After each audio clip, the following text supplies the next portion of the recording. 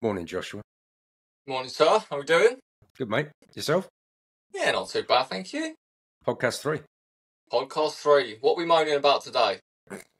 Well, let's not do too much of a moan. Maybe there'll be a little moan, but why don't we give all 3 people that are going to listen to this some practical sales advice? So what I thought we could discuss is the biggest difference between scripting and psychology, and typically why scripting doesn't work, although there's a caveat to that.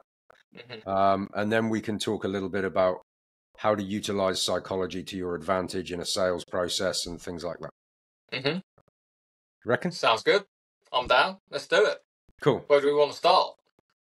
We'll start with why using a script is and isn't a good idea. Okay. So my 2 pennies.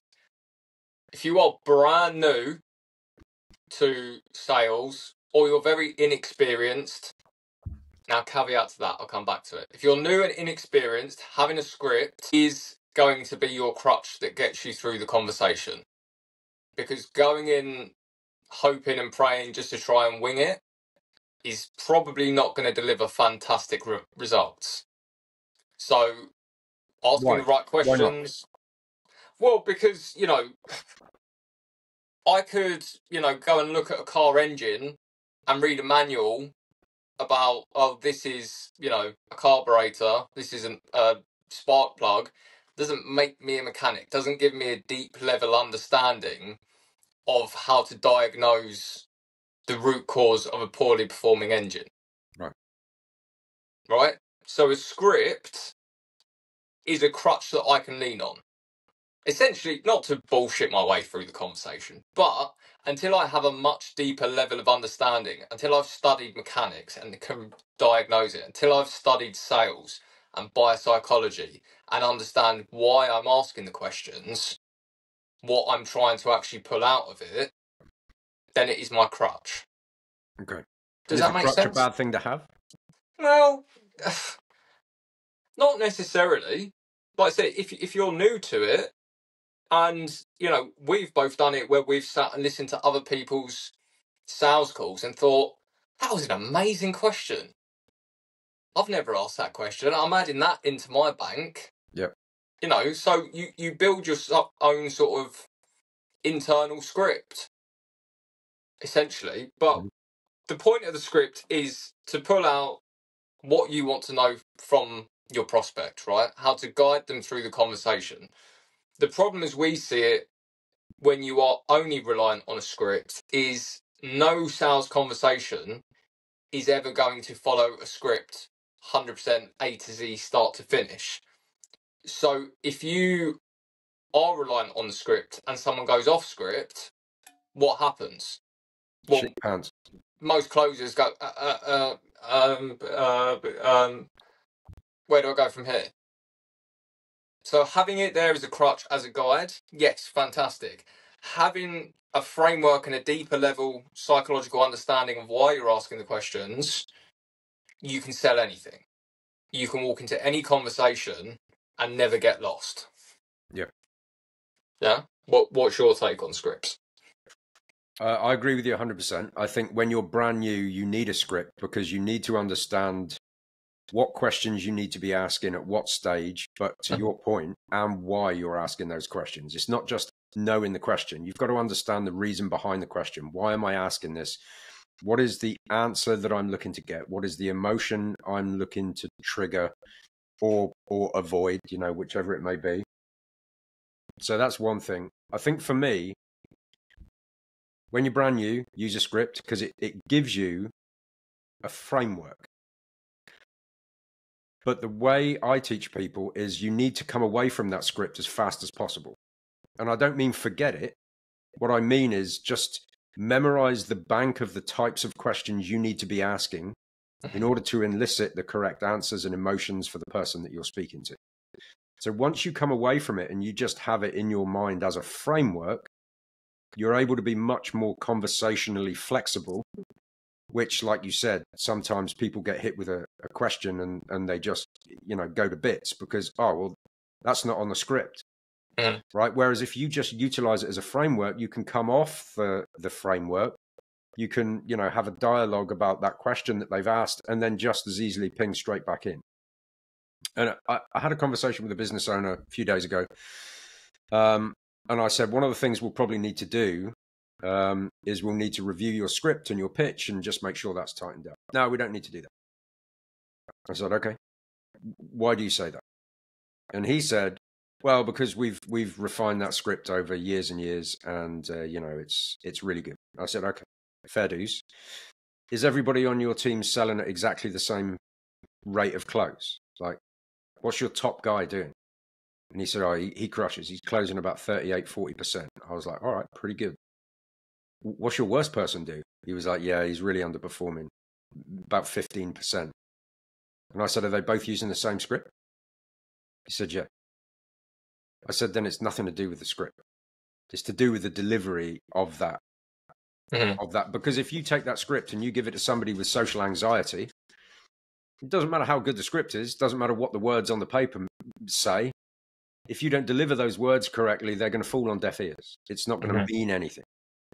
So, no, I'm expecting this script to be pretty decent. Do you know what I mean? He's a good business owner. He's done a lot of different programs from a lot of decent, what I would consider decent sales trainers. So I'm imagining it's pretty good. But can we add a little bit here and there? Can we refine it? For sure? And then the biggest thing is going to be obviously working with the team to figure out, why is this person selling at 15% and this person's selling at 40%?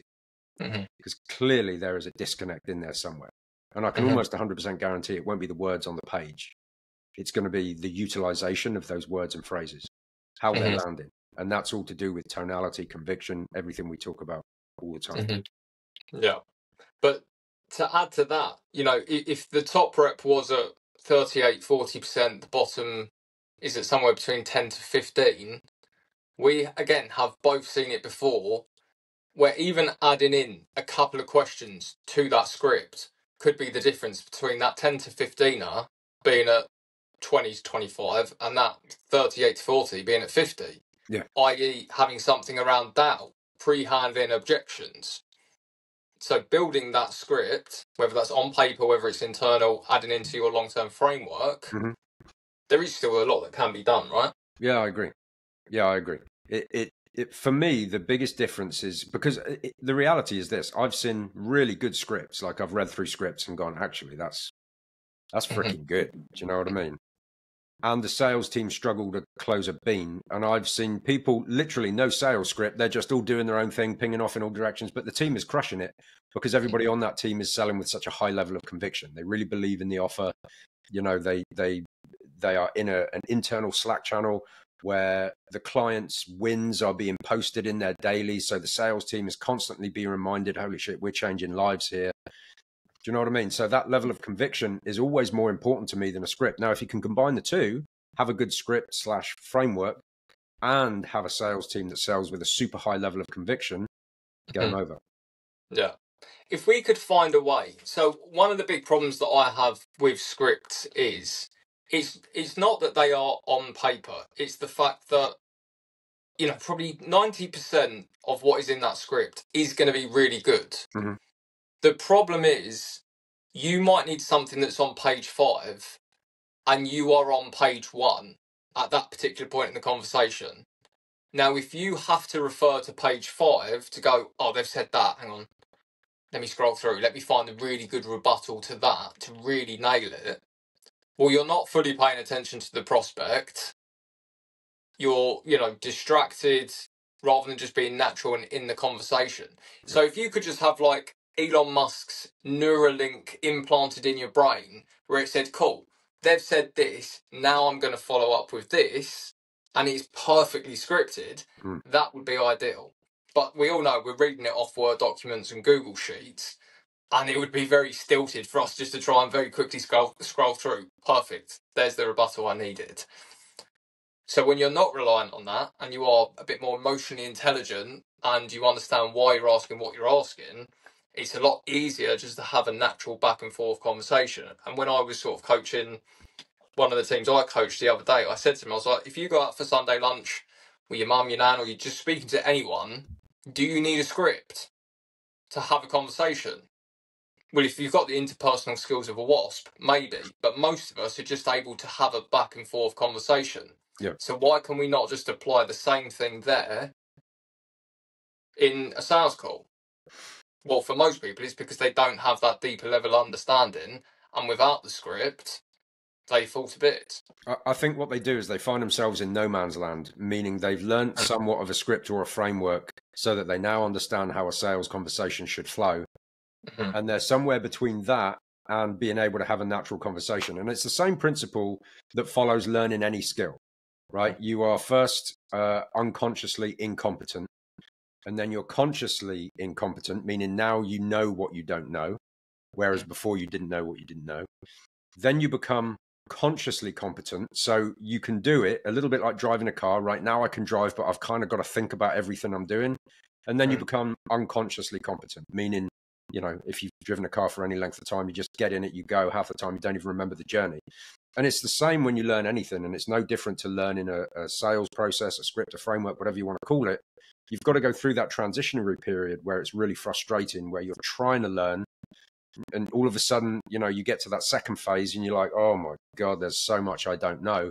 But the idea is just like driving. If you put in enough reps, you put in enough practice, you can very quickly get yourself to the point where you are unconsciously competent, and the words just roll off the tongue instead of having to think about every gear change and all the rest of it. Mm-hmm. Every black belt has thrown the same kick 100,000 times in an empty gym at the bag. Every basketball player has shot, the same shot 100 million times. Every golf player, it's the exact same process. Yeah. The more that you do the reps, then the more it becomes sort of internal and you actually learn it. Sort of controversial, well, I don't know, maybe not controversial. I think one of the easiest ways to actually transition from script to just doing it naturally is to start as a setter rather than a closer. Because if you think you're trying to sort of learn this skill live with someone else looking at you over Zoom, it's a lot lower pressure being a setter with no one looking at you. You can stand up, you can walk around, you can talk to the ceiling while someone's in your ears, and then you can sort of slowly start putting that script away. Yep. Knowing that, okay, if I'm lost, all right, well, the script is only there, I can pick it up, I can try and understand why I got lost. Where do I go from here? I think most people should start as setters. Unless you have an extensive sales background, no one should really just be jumping on with a, £3, £4, £5, £10,000 or dollar program to be selling and winging it if you are 100% on a script. Do you agree? I think if you're brand new, if you're brand spanking new, you've never worked in sales, then setting can be a good place to start because, for a start, in 99% of cases, you get a base salary. So you've got some security, right? Then commissions on top. And then whilst you're setting, you're learning basically the first portion of the script anyway, which is discovery. But also it gives you the ability to listen to the people on the team who are closing at a really high level, and you can kind of start learning through osmosis by doing that. So for a lot of people, I agree. If you've got, like you said, if you've got tons of sales background and, you've studied sales for any length of time, you can probably come in and rip it pretty quick. But if you're new, I think starting from setting is a good shout for most people. Yeah. Let's talk about frameworks. We'll come to the framework we use because it was a game changer for me when you first taught it to me. What do we mean when we actually say framework? Because there's a lot of people that talk about frameworks, and again, people could just get confused at what does that actually mean? Are we talking about building rapport, connecting phase, situation? What do we actually mean when we say framework? I think there's two ways I think about framework. Number one is the framework of the entire conversation, which is essentially discovery, transition to the pitch, and closing. And then there's a framework inside of each of those things, with the framework inside of, shout out to Cole Gordon, because he I don't know if he came up with this originally, but he certainly pioneered it and made it very popular, which is in discovery is pain, doubt, cost, desire, money, support, trust. And those essentially represent the 7 beliefs somebody needs to have in order to make a purchasing decision. It also represents the things that are most likely to cause them to not make a buying decision come the end of the call. Do you know what I mean? The hiccups that can delay it, you know. So for example, if you're talking about support, that's obviously, is there anybody else involved in the decision-making process? A husband, a wife, a business partner, whatever it may be. And if we haven't covered that off earlier, then it's likely to bite us on the backside come the end of the call. So that's how I think about framework inside of a sales conversation. Yeah. And just to my point earlier about, 2 or 3 questions that could have big differences going from 10 to 15% to, 40 to 45 to 50, talking about the doubt framework, literally using the question, what has stopped you from doing anything about this in the past? And going down that line of conversation, shutting doors that we could have run into at the end had we not covered that. Yep. So I've tried XYZ. Okay, what results did you get from XYZ? I got good results. Okay, why are those good results not good enough to get you to where you are now? Or where you want to be?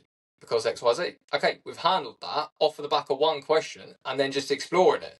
Yep. The same question, I got bad results. Okay, why did you get bad results? Because it was missing XYZ, one-to-one support. It didn't give me what I needed. And now we've built a lot of ammunition. We know there might be a bit of skepticism because they've tried stuff in the past, and we can handle it all off the back of having a framework, one word, doubt, knowing to explore 1 or 2 questions, and then just tell me more. Yep. Tell me more. That's how easy it can be. There's so many people on TikTok and Instagram that make it look really hard and difficult. Like you've got to have these 1,000,001 fancy word tracks. And if you don't know these fancy word tracks and reframes, that you're never going to be able to sell anything. And it's like, well, dumb it down, strip it back. If I was to get on a sales call with someone and they're just hitting me with all of these reframes, we've talked about it before, time and place, just have a conversation. Mm-hmm. Ask good questions. Learn the script. Learn what good questions actually are, not just surface level questions. And then, build your understanding around it. Yeah. I think the other thing that to tag on to that, the importance of conversational flexibility, because obviously there are trends that are created in any space, any niche. And it's no different to the kind of high ticket remote closing niche. Same thing. There are trends that occur. So if everybody all of a sudden is using the same script, just like if everybody all of a sudden uses the same ad, all of a sudden that ad starts to tank in terms of its effectiveness. Well, if people have been on, 2, 3, 4, 5 calls before, and you start using all the same questions, they're going to go, everybody's just asking me the same shit. I heard this before. This sounds very similar. Someone asked me for £10,000 off the back of a few questions like this. Yep. Run away. Yep. So one of the exercises we do with our students, obviously, is that we teach them conversational flexibility. Recognize very quickly how sophisticated is the person that you're speaking to. Right? Is it likely that they've been on a call before? Is it not likely? Are they a noob? Have they never looked at anything before? That will give you a little insight. And then if they're sophisticated, you can adapt those questions so that they don't sound like everything that person might have heard before. So conversational flexibility, I think, is really important inside of that framework. Yeah. And coming back to the script, is it what you just said? There are so many questions, so many things that are recycled from different industries, different scripts.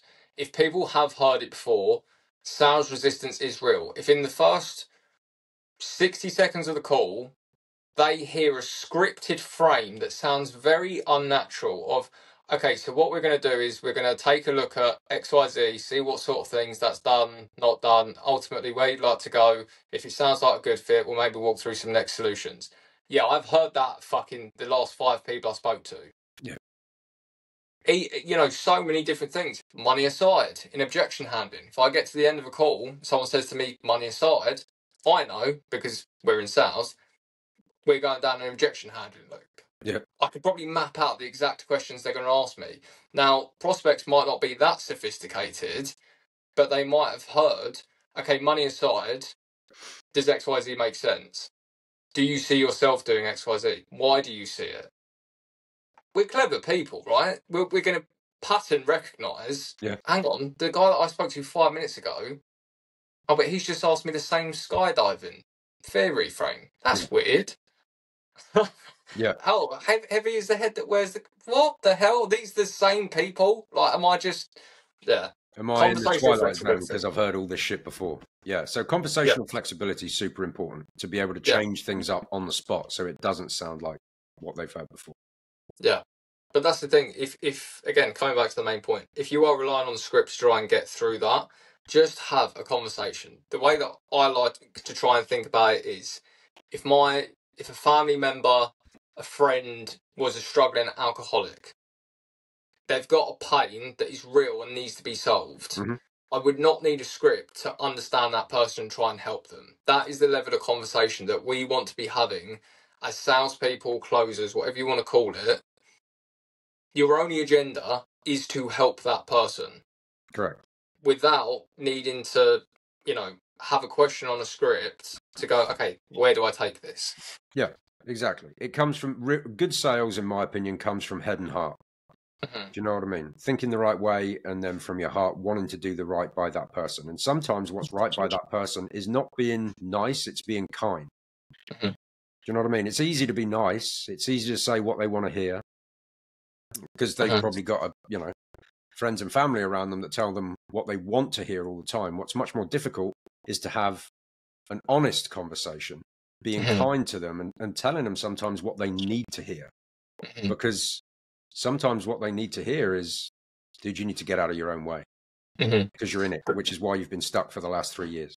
Yeah, the really funny thing about that is there are so many people in life that are willing to have that sort of level of conversation with you, that when you have it with a prospect, you can get, oh, I think you're being pushy. I think you're trying to sell me something. It's like, it's really sad when someone says that, because it's like, I'm not trying to push anything on you that you haven't come here asking for. Right. The problem is, you're at a decision point. The easiest thing in life to do is to default to fine, go back to what you were doing. I'm trying to hold you to a different standard.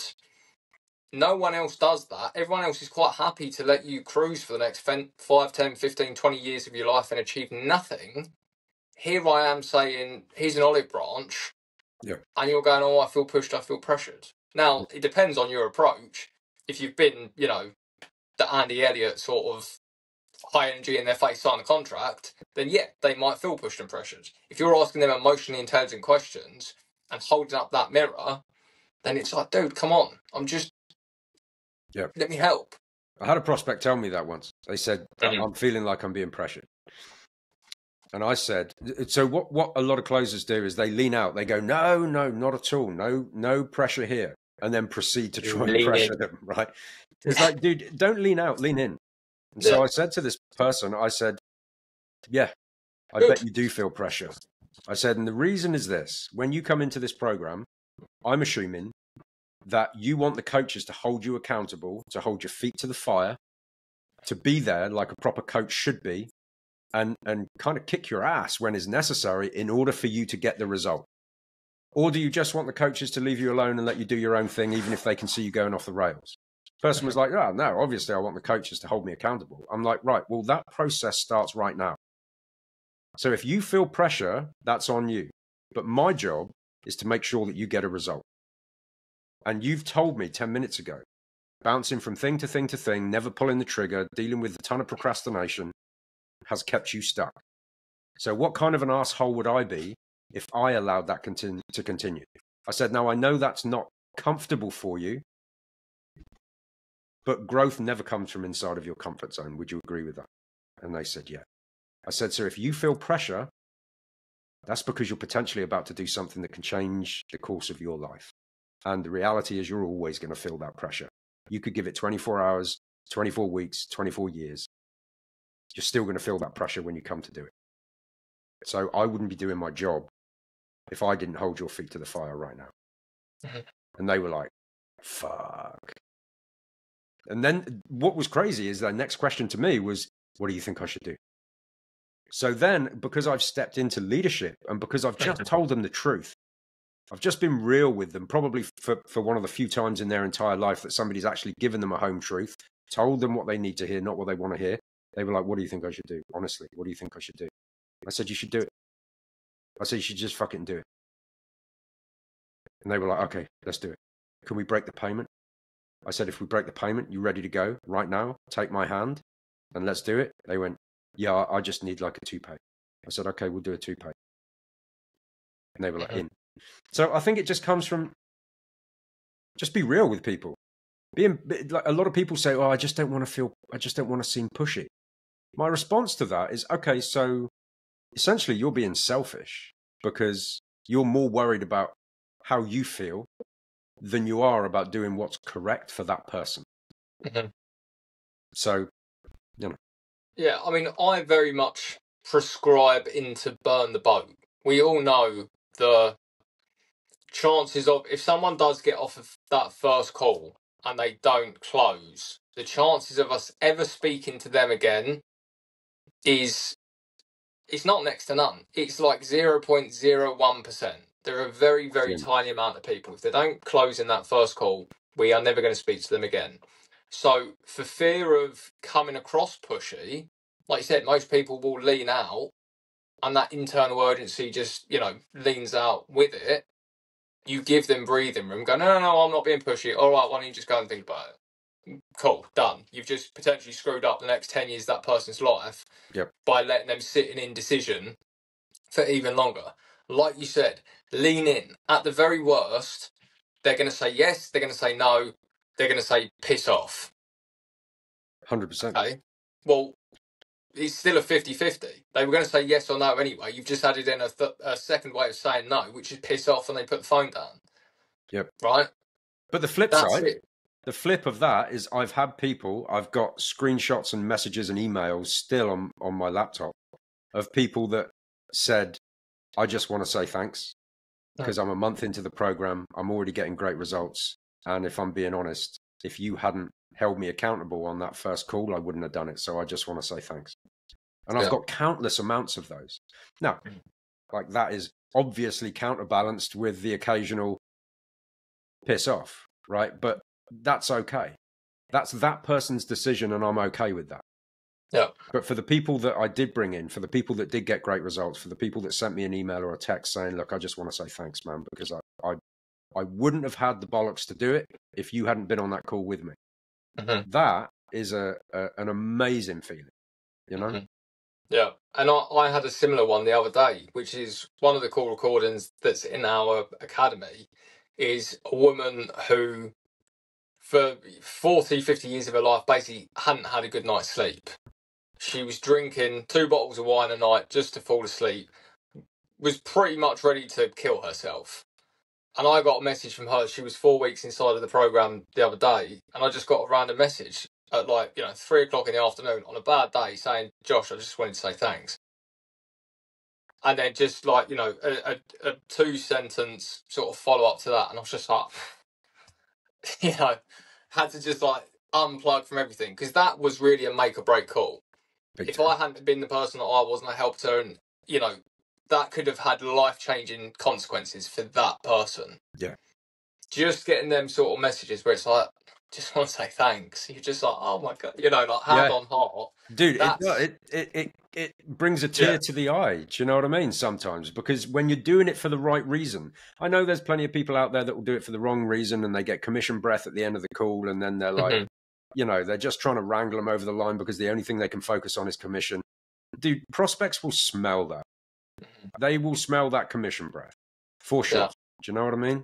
But if you're doing it for the right reason, the fractional differences in your tonality will be heard and felt by that person. And that's where you get the thank you emails and the thank you text.